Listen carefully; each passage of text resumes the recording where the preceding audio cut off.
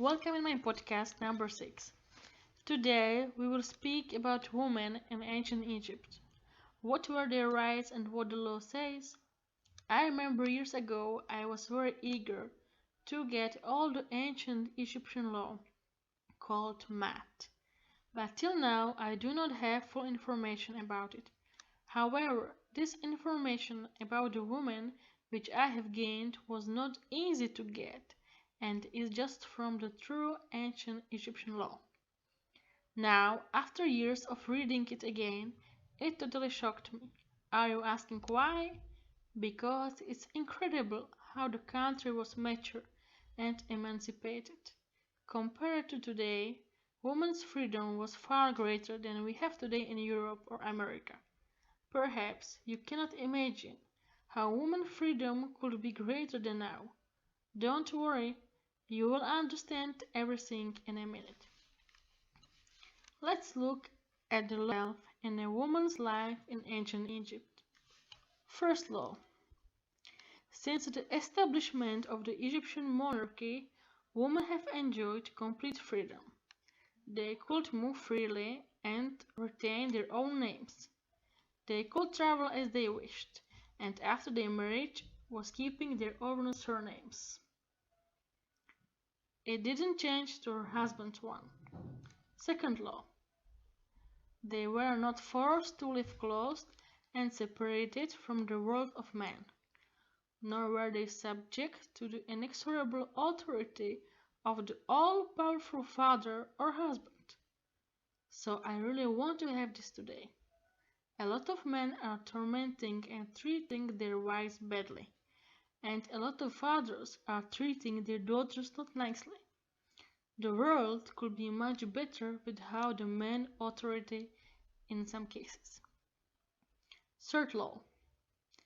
Egyptian women held high offices in the state and could marry freely to the man of their choice. This point made me really so happy.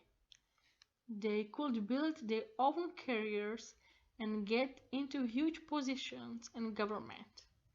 They had the possibility to influence their country like men, and yet they were getting married, and no one spoke to them in their choice, not even their family.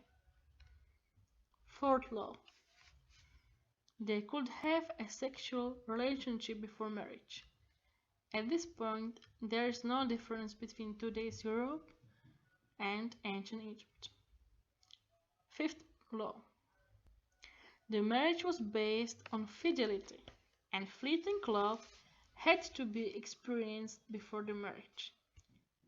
Many people in Europe still hold this view today, that it's better to so-called rebel and they'll calm down and settle down.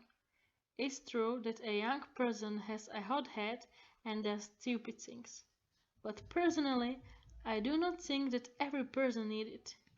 I would say this advice should be better for men than women. Sixth law. Contracts on a temporary marriage, so-called marriage on trial. I haven't heard of this kind of contract these days, but I think it's perfect.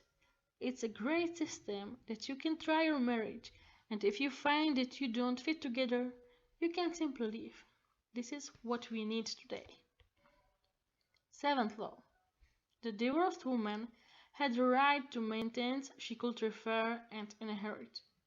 That seems really nice to a woman when you realize what sacrifice a woman brings for every marriage. It's very fair. Eighth point. She could run a business, be a financial expert, owner and manager of farms. What's more, she could have her own property, career and be educated.